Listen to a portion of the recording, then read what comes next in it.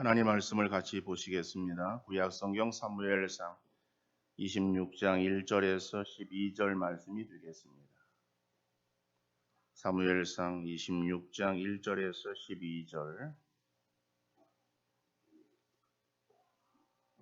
제가 읽어드립니다.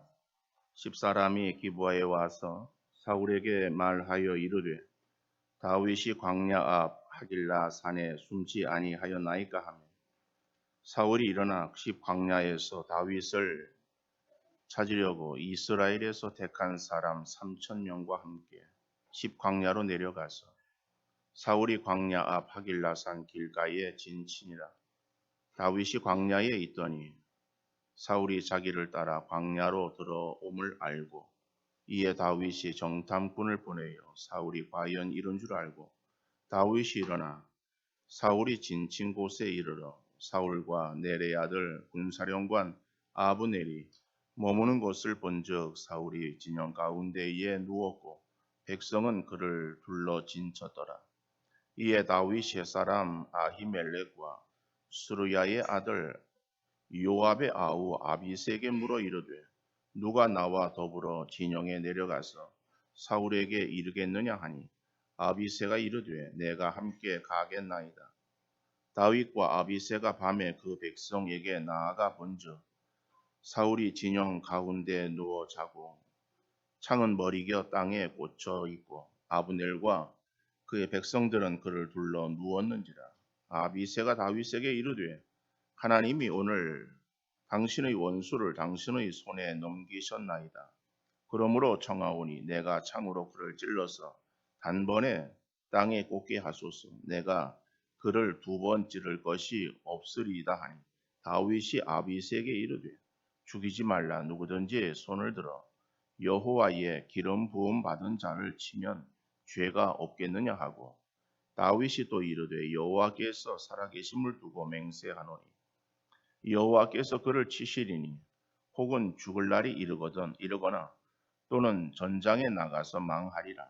내가 손을 들어 여호와의 기름 부음 받은 자를 치는 것을 여호와께서 금하시나니 너는 그의 머리 곁에 있는 창과 물병만 가지고 가자 하고 다윗이 사울의 머리 곁에서 창과 물병을 가지고 떠나가되 아무도 보거나 눈치채지 못하고 깨어있는 사람도 없었으니 이는 여호와께서 그들을 깊이 잠들게 하셨으므로 그들이 다 잠들어 있었기 때문이었더라. 아멘. 영화 타이타닉을 보면은 우리의 삶을 되돌아볼 수 있는 그러한 여지가 있는 영화인 것 같습니다. 대부분 사람들이 그 영화를 생각할 때에 그 남자 주인공과 여자 주인공이 뱃머리 앞에서 양팔을 벌리고 그리고 먼 바다를 바라보고 있는 그러한 장면을 떠올리고 그래서 배를 타고 유람할 때에 그러한 장면을 연출해서 사진을 찍는 것을 경험을 했을 것이고 또 보았을 수도 있습니다. 그런데 그 영화는 단순한 그런 애정 영화가 아니에요. 그 영화에는 나름대로의 그러한 의미가 있어요.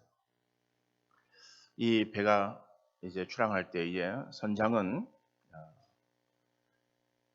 이 배는 결코 무너지지 않습니다라고 호언장담을 합니다.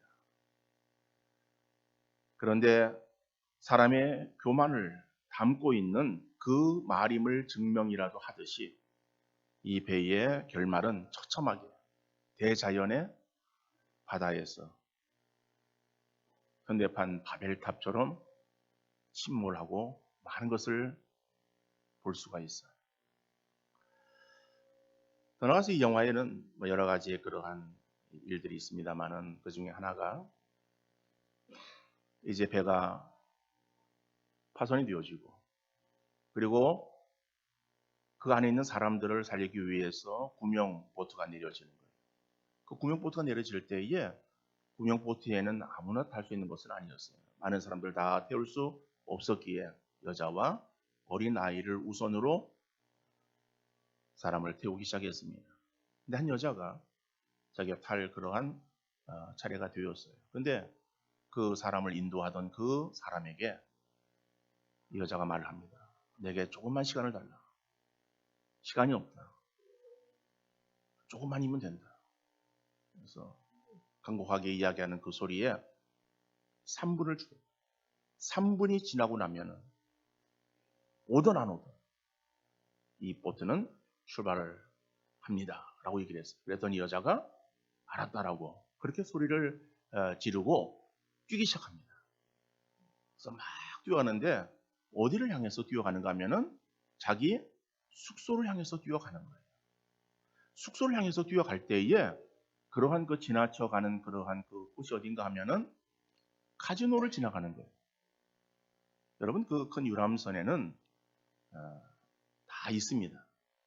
뭐 다 있다 그러면 조금 어폐가 있겠습니다만은 그 안에는 모든 오락시설들도 다 들어있고 심지어는 수영장도 있고 큰 배는 그리고 뭐 목욕탕 시설도 되어 있고 뭐 바도 있고 그리고 뭐 큰 건물에 들어있는 그러한 그 뭐 위락시설들이 다 그 안에 들어있는 그런 것을 생각하면 되겠어요.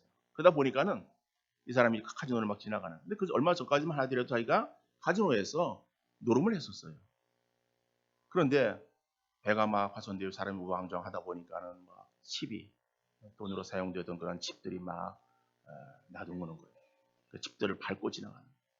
거기 막 돈들이 휘날려요. 돈도 거들떠보지 않습니다. 그리고 계속해서 뛰어가는 거예요. 숙소에 도달되었어요. 그러면 이 여자가 무엇을 그렇게 소중하게 생각하면서 이제 마지막 죽음의 그러한 그 순간 그걸 앞두고 자기 숙소에 돌아왔는가? 다이아몬드? 팔찌 세트? 아니에요. 테이블 위에 반지 세트가 놓여 있었어요. 그것도 거들떠 보지 않습니다. 그리고는 침상 머리맡에 놓여 있던 오렌지 3개를 들고 다시 뛰어나오는 거예요. 그에게 있어서 그 순간 가장 중요하게 여겨졌던 것은 얼마 전까지만 하더라도 하찮게 여겼던 그 오렌지 3개. 그것이 그 얼마 전에 자기에게서 살아온 사람들에게 있어서 자랑거리였던 다이아몬드, 팔찌 세트, 귀금속의 반지 세트, 그리고 카지노의 칩, 돈 이런 거였었는데 순간에 중요한 것이 바뀌어 버리고 말았어요. 중요하지 않은 것이 중요한 것이 되어졌고 중요하게 여겼던 것이 이제는 아무런 하찮은 것으로 그렇게 바뀌어지는 그러한 일을 그 영화에서 보여주고 있습니다. 사람들은 자기가 가장 소중하게 여기는 것을 귀하게 생각하고 그것을 위해서는 모든 것을 헌신하기도 하는 거죠. 이 영화에서 그 여자는 가장 소중하게 여겼던 것, 그전에는 물질, 귀금속, 그죠? 자기 어떠한 그 이것을 소중하게 생각하고 자랑거리로 여겼지만은 그러나 이제 마지막 죽음을 앞둔 그 순간이 되어졌을 때 그러한 기준이 바뀌었어.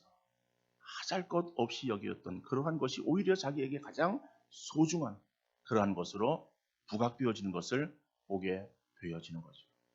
그렇다면 사람에게 있어서의 가장 소중하다라고 여겼던 그것 정말 소중한 것입니다. 그 소중한 것은 죽음의 순간에도 그것을 귀하게 여길 수 있어야 그것이 정말 소중한 것이라고 말할 수 있지 않겠습니까? 오늘 본문에서 보니까는 10사람들이 이 다윗이 10광야 하길라 산에 있다라고 하는 정보를 사울에게 제공해 줍니다. 그러니까 사울은 이제 그 소식을 듣고 3천의 군사를 이끌고 하길라 산 길가에 진을 칩니다. 다윗은 사울이 자기를 잡으러 온 사실을 알고 아비새와 함께 사울 진영에 잠입하여서 자고 있던 사울을 발견하게 되어집니다. 아비새가 사울을 죽이자라고 하는 그러한 제안에 다윗은 거부하고 사울 머리 곁에 있었던 물병과 창을 가지고 거기를 나오게 되어집니다. 이것이 오늘 본문의 간략한 내용이에요. 그러면은 오늘 본문의 말씀을 통해서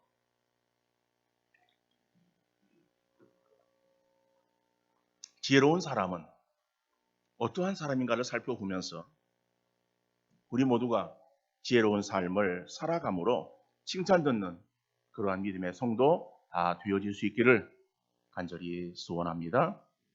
자, 그러면은 지혜로운 사람은 어떤 사람인가? 지혜로운 사람은 사소한 일에 목숨 걸지 않는다. 지혜로운 사람이 어떤 사람이에요? 사소한 일에 목숨 걸지 않는 사람이 지혜로운 사람이다 라고 본문이 우리에게 말씀하고 있어요. 오늘 본문 2절 3절 말씀입니다. 사울이 일어나 힙 광야에서 다윗을 찾으려고 이스라엘에서 택한 사람 3,000명과 함께 힙 광야로 내려가서 사울이 광야 앞 하길라산 길가에 치니라. 다윗이 광야에 있더니 사울이 자기를 따라 광야로 들어옴을 알고 라고 말씀하고 있어요. 여러분, 지금 이 사울에게 있어서 10 사람들이, 10은 지역이에요.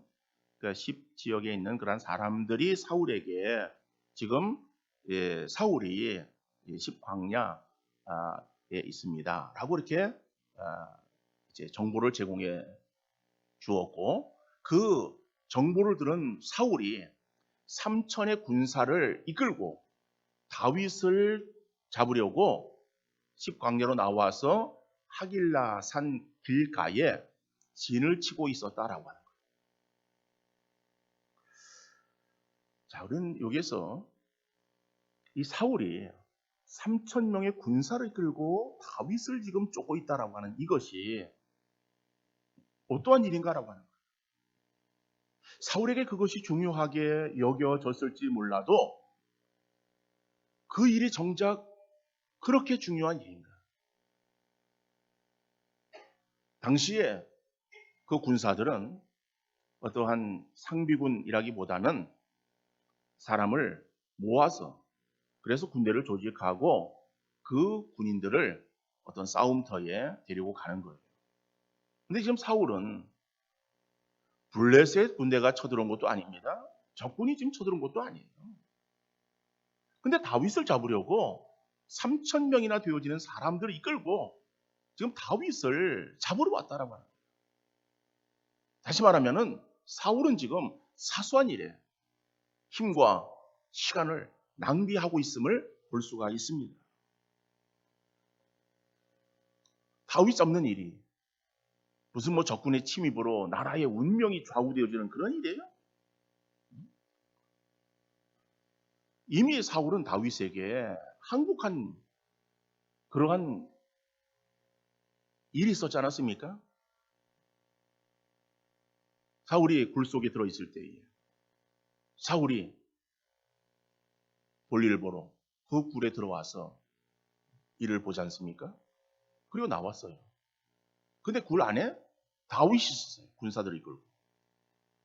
그때에 혼자 있는 사울, 다윗 혼자도 가능했을 수 있겠지만은 사람들이 합력하면은 사울은 도관에 든 줄 아니에요? 그의 생명이 보장될 수 없는 거예요. 그런데 사람들이 사울을 죽이자라고 했을 때 다윗이 사울에게 손대지 말라고 그러는 거예요. 하나님의 기름 부음 받은 자이다. 근데 어찌 생명을 해야겠느냐? 내가 생명을 해했을 때에 오히려 내게 오점이 남을 수도 있고 내가 하나님의 기름 부음 받은 자 손댈 수 없고 하나님께서 그를 심판하실 것이다 라고 하는 하나님의 판단에 맡겨두는 거예요. 그리고 어떻게 했습니까? 사울의 옷자락만 베었어요. 그 사울이 모르고 나갔죠? 길을 가는 그러한 그 사울의 뒤에다 대고서 다윗이 이야기하는 거예요. 내가 당신을 죽일 수 있었지만 죽이지 않았습니다. 라고 얘기를 해요. 그럴 때에 그 사울이 되어지는 그런 상황을 알고 뒷골이 오싹했겠죠. 그래서 그러는 거예요. 나는 너에게 악으로 대했지만은 악으로 대하는 나를 너는 선으로 대하는구나. 너는 의롭다 나보다. 그리고 네가 왕이 될 것을, 하나님 너를 왕으로 세우실 것을 내가 안다. 그러니 네가 왕이 되어지면은 우리의 가족들, 우리의 가문을 살려주었으면 좋겠다라고 부탁하지 않아. 울면서 부탁했어요. 그러한 사울이에요. 그런데 다윗이 사울에게 무슨 악한 일을 행했습니까? 나라에 죄를 지었습니까? 나라의 죄를 짓지도 않고 왕가를 향해서 반항하지도 않았어요. 반역하지도 않았어요. 그런데 사울은 지금 자기 감정에 치우쳐가지고 시기심으로 다윗을 죽이려고 하는 그 마음을 놓지 못하고, 그리고 10사람들이 그러한 정보를 전해주는 그 이야기를 듣고 지금 3,000명의 군사를 이끌고 지금 다윗을 잡으러 왔다라고 하는 거예요. 얼마나 이 사소한 아무것도 아닌 일에 많은 그러한 힘을 낭비하고 있는가라고 하는 거죠. 결국 이 사울은 하나님을 향해서 대항하고 있는 그런 어리석음이 또한 나타나고 있음을 보게 되어져요. 분명히 사울은 이 다윗이 왕이 되어질 것을 안다라고 했어요. 근데 그 왕은 하나님이 세우시는 거예요. 그러면 하나님께서 다윗을 왕으로 세우실 것을 사울이 알았어요. 알았는데도 불구하고 다윗을 죽이려고 하는 것은 결국 뭐예요? 하나님에 대한 반역하는, 대항하는 그러한 모습 아니겠어요? 그러니까 하나님을 향해서 대항하기 위해서 인간의 힘을 쓴다? 자기 아무리 왕이라고 해도 작은 나라의 왕이잖아요. 그 왕의 그러한 그 권세를 가지고 만왕의 왕 대신 하나님을 향해서 대적한다? 그게 가능한 일이겠습니까? 어리석은 그러한 사울의 모습을 보게 되어져요. 리차드 칼슨이 쓴 사소한 일에 목숨 걸지 마라라고 하는 책이 있습니다. 이 저자인 칼슨이 아주 정확한 사람이었어요. 매시, 매분 시계를 보면서 숨가쁜 그러한 경쟁 속에서 다람쥐 쳇바퀴 돌듯이 그렇게 살아가던 사람이었습니다. 그런데 그의 절친이었고 또 유능한 그러한 사람이었던 그 친구가 결혼식 전에 갑작스럽게 죽게 되어집니다. 그러니까 젊은 나이에 죽은 거겠죠. 그러니까 젊은 나이에 갑작스러운 자기 친구의 죽음이에요. 이 죽음을 그가 통해서 이 칼슨은 자기의 삶을 다시 한번 돌아보게 됩니다. 그리고는 삶의 방식을 바꾸었어요.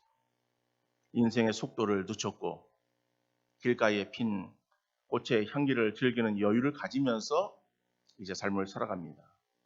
그러면서 그러한 그 업무에서도 그러면은 그러한 그 여유를 가지고 천천히 일을 행했을 때에 오히려 능률이 떨어져야 되는데 오히려 더 생산적인 그러한 자신을 발견하게 되었어요.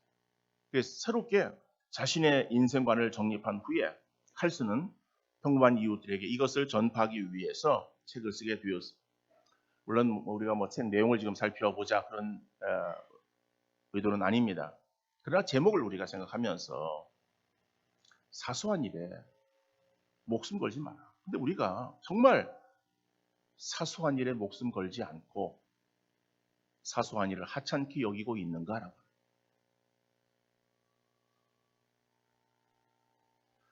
여러분, 우리가 지금은 내가 중요하다라고 생각되어지지만은 그러나 지나고 보면은 그것이 중요한 것이 아니다라고 한다면은 그것은 진정으로 중요한 것이 아니다라고 합니다.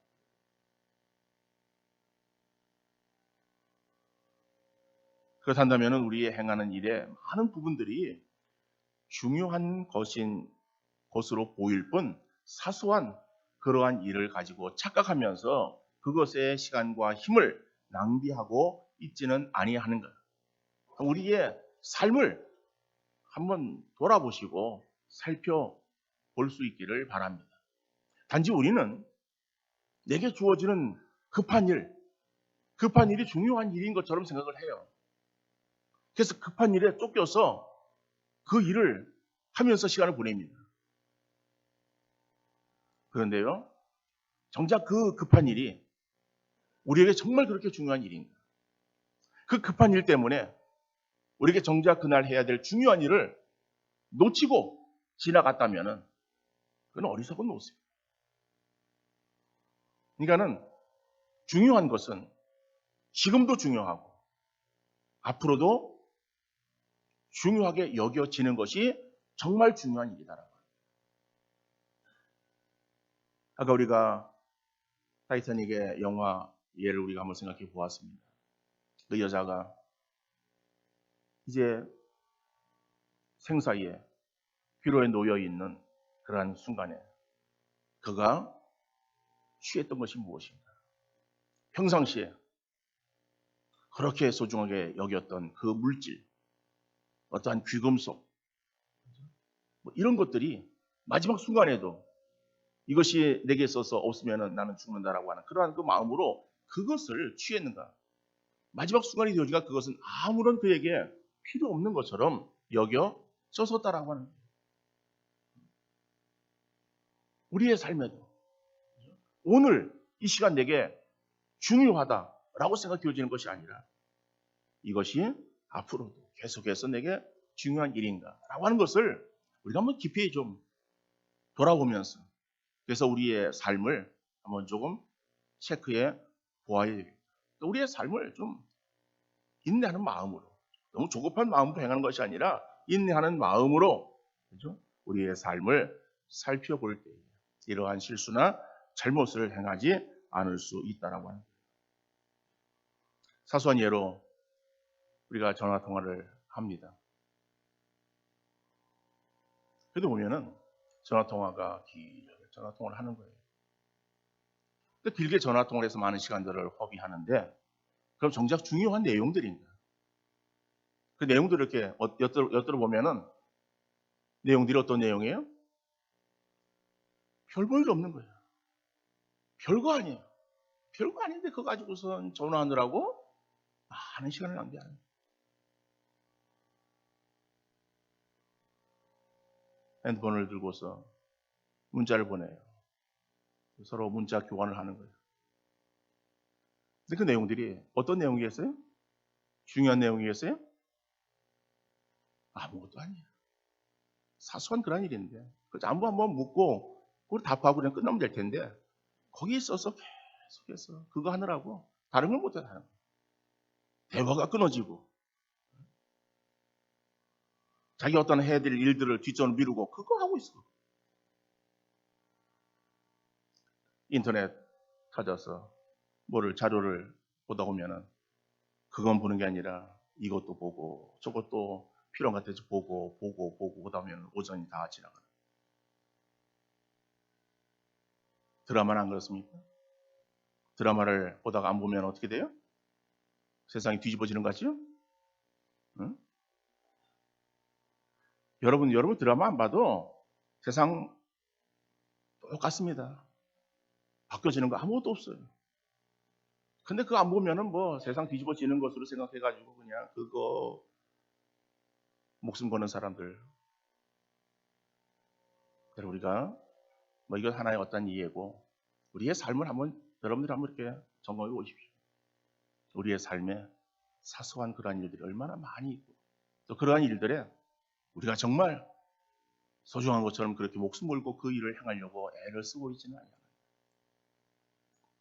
일상에서 사소한 것에 목숨 거는 것 지혜롭지 못한 사람들의 특징임을 여러분들 기억하시기를 바랍니다. 두 번째로는 지혜로운 사람은 중요한 일에 목숨 건다라고.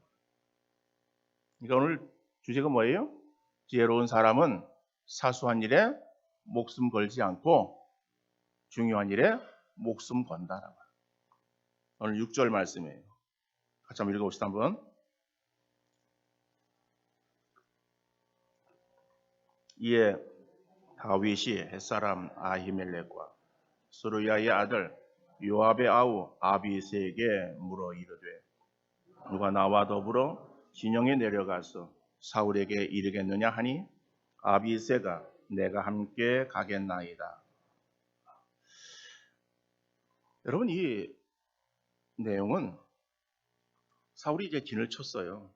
그러니까 이제 군사를 이끌고 진을 쳤기 때문에 다윗이 이제 그 형편을 살피기 위해서 그 사울 진영으로 밤에 잠입해 들어가는 거예요. 그 잠입해 들어가는데 이제 혼자 가는 것이 아니라 함께 있는 사람에게 있어서 누가 나와 함께 가겠느냐라고 묻습니다. 근데 그때에 다윗과 함께 있었던 사람이 누군가 하면은 아히멜렉과 아비새라고 하는 두 사람이에요. 두 사람 가운데서 누가 나와 함께 가겠냐라고 물으니까는 아비새가 내가 함께 가겠습니다라고 대답을 하는 거예요.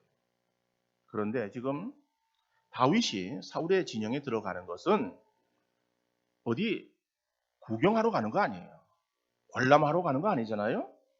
지금 다윗은 적진에 들어가는 거예요.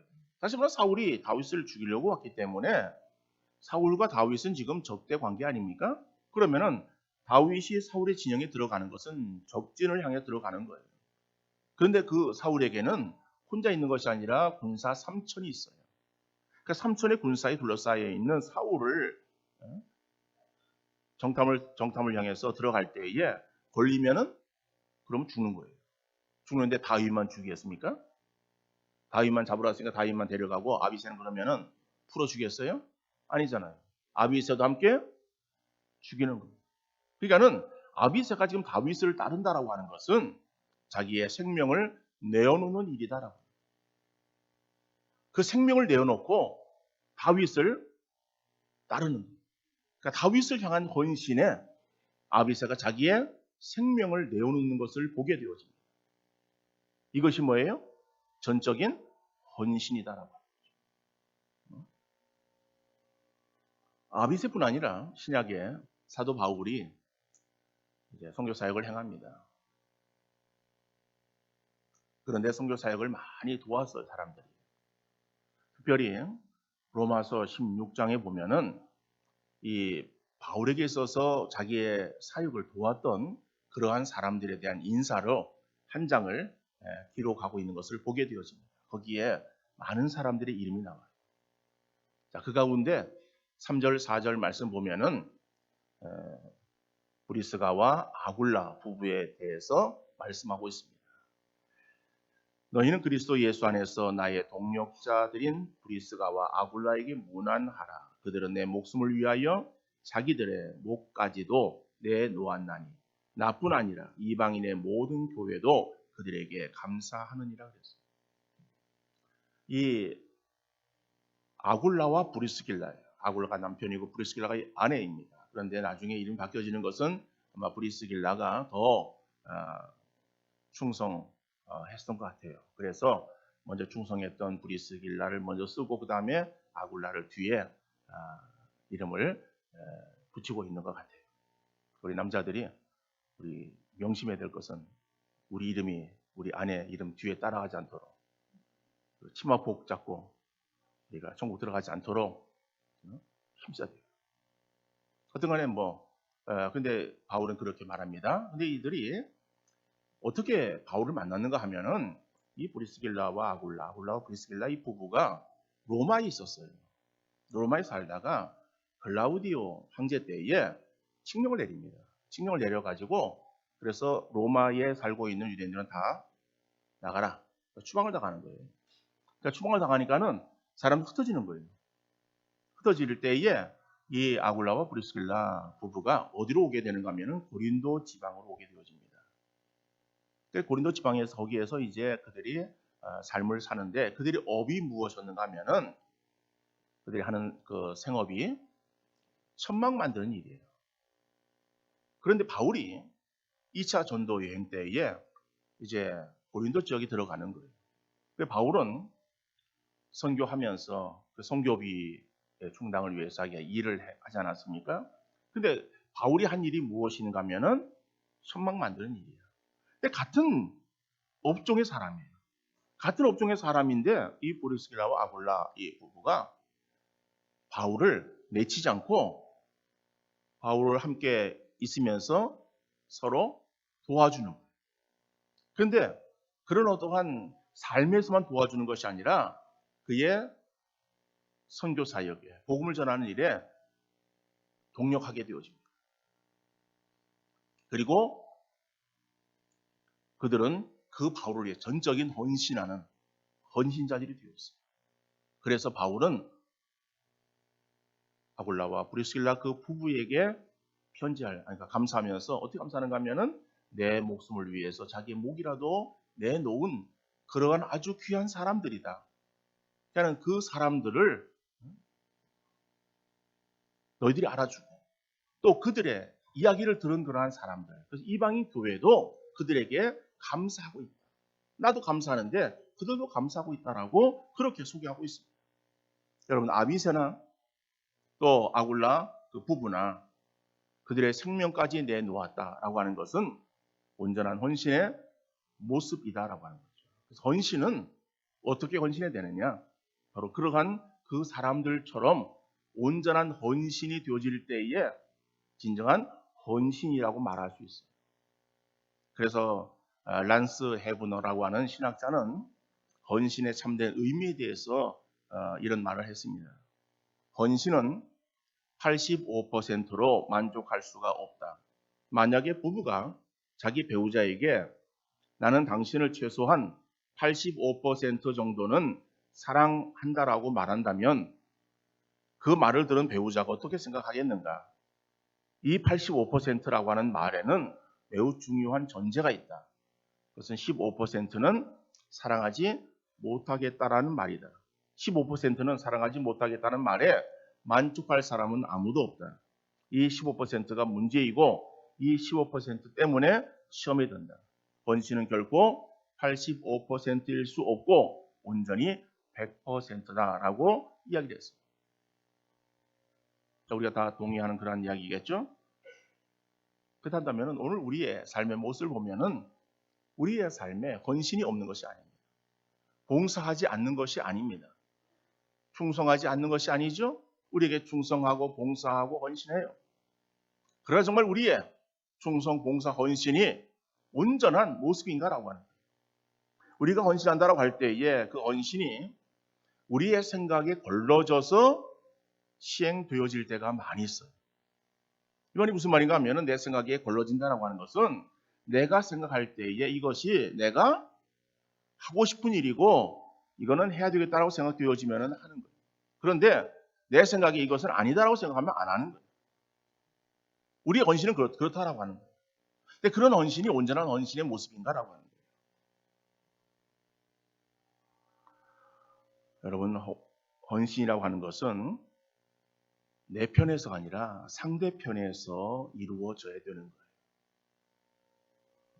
여러분, 우리가 교회를 통한 주님의 헌신이라든지 가족에게 헌신한다든지 다른 사람이 헌신한다든지 라고 할 때 여러분 가족을 생각할 때에 내가 가족을 위해서 헌신한다라고 할 때에 내 편에서 헌신하는 것을 말합니까? 그런 사람은 없죠. 자녀를 먼저 생각하는 거예요. 그리고 배우자를 생각하는 거예요. 그래서 자녀를 위해서 배우자를 위해서 그렇죠? 자녀가 원한다면 내가 힘들어도 그것을 해줘야지 라고 하는 마음을 갖는 거예요. 그래서 부모의 헌신은 온전한 헌신의 모습이에요. 그러니까 부모의 헌신은 자녀를 위한 부모의 헌신은 내 편에 생각하는 것이 아니라 자녀 편에 생각합니다.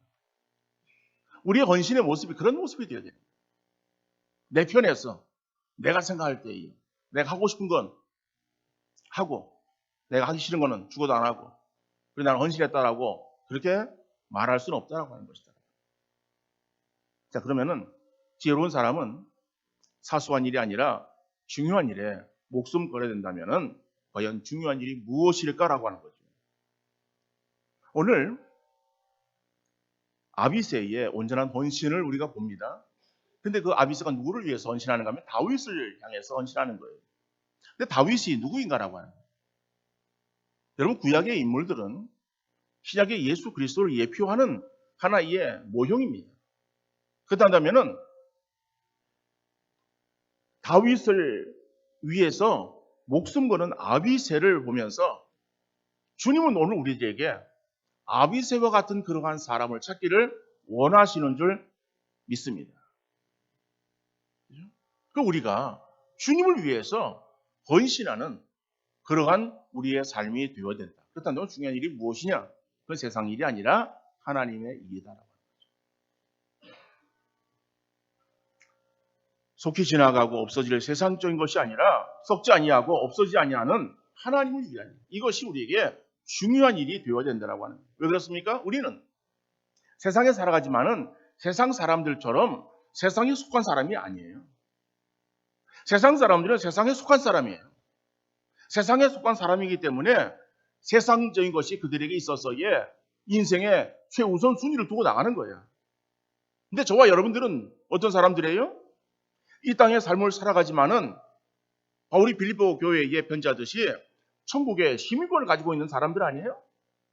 우리가 천국의 시민권을 가지고 있는 하늘나라에 속한 사람들이에요. 그러면 하늘나라에 속한 사람이면은 하늘나라 일이 우리의 일이다라고 하는 걸 생각하고 그것이 우리에게 중요하게 여겨져야 될 줄로 믿습니다. 그러니까 우리가 삶을 살아갈 때에 세상 사람들의 모습으로 살아가는 것이 아니라 세상 사람들과 다른 관점으로 살아가야 된다라고 하는 거예요. 우리가 어떠한 자인가, 내가 어떠한 자인가라고 하는 자기 정체성을 우리가 분명히 깨닫고 그 정체성에 합당한 그러한 삶이 우리에게 있어야 되는 거예요. 우리 교회는 그러지 않습니다만은 많은 성도들이 세상의 일과 주일 예배가 겹쳐지면은 세상의 일에 우선권을 두는 거예요. 왜? 세상의 일은 이게 자주 있는 일이 아니다라고 하는 거예요. 그렇기 때문에 그것은 어쩌다가 오래간만에 몇 번 안 되는 그러한 일이기 때문에 그것은 중요하고 예배는 1년 52주 예배를 드리기 때문에 그것은 한번 빠져도 되지 않겠느냐라고 하는 생각을 갖는 거예요. 세상 사람들의 그러한 그 이치로 보면은 그렇게 말할 수 있어요. 그런데 우리는 다른 관점을 가져야 된다는 거예요. 무슨 말입니까? 여러분, 오늘이 2018년도 12월 23일이에요. 그러면요, 2018년 12월 23일에 주일 예배는 우리 생에 몇 번 있어요? 자주 돌아옵니까? 수십 번, 수백 번 우리가 2018년도 12월 23일에 예배를 드립니까? 2018년도 12월 23일의 예배는 우리의 생애에 단 한 번이에요. 오늘의 예배가 지난주 예배와 이어서 이어지는 그러한 그 예배, 그래서 52주 가운데에 한 주의 예배가 아니라 오늘은 특별한 오늘의 예배다라고 하는 거예요. 우리가 매일을 살아갈 때도 마찬가지입니다. 여러분, 매일의 삶을 살아갈 때에 오늘이라고 하는 시간은 어저께에서 이어지는 오늘 하루의 시간입니까? 어저께 못한 일 그냥 그래서 남은 일 오늘 행해야 되는 그러한 날로서의 하루입니까? 여러분, 내일이 2018년도 12월 24일 아닙니까? 2018년도 12월 24일은 오늘은 주일이니까는 그 전날 22일, 21일에 이어지는 그런 24일의 월요일 하루입니까? 아니에요. 연속 손상이 있는 것 같지만은 그 하루하루는 특별한 날이다라고 합니다.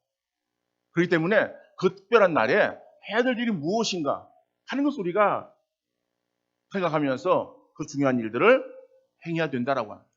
그러니까 우리가 성도가 되었으면은 우리가 이러한 그 예배에 대해서 어떠한 관점으로 주의를 바라보아야 될 것인가라고 합니다.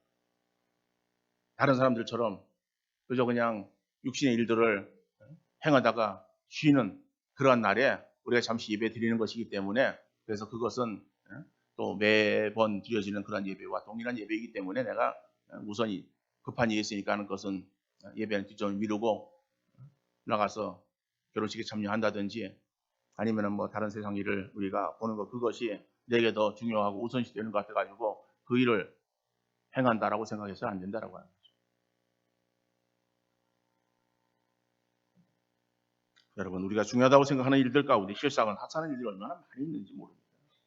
분별 없이 그저 급하다는 생각에 사소한 일에 매여 있지 말고 좀 더 중요한 일에 최선을 다하는 믿음의 성도 되어질 수 있기를 간절히 바랍니다.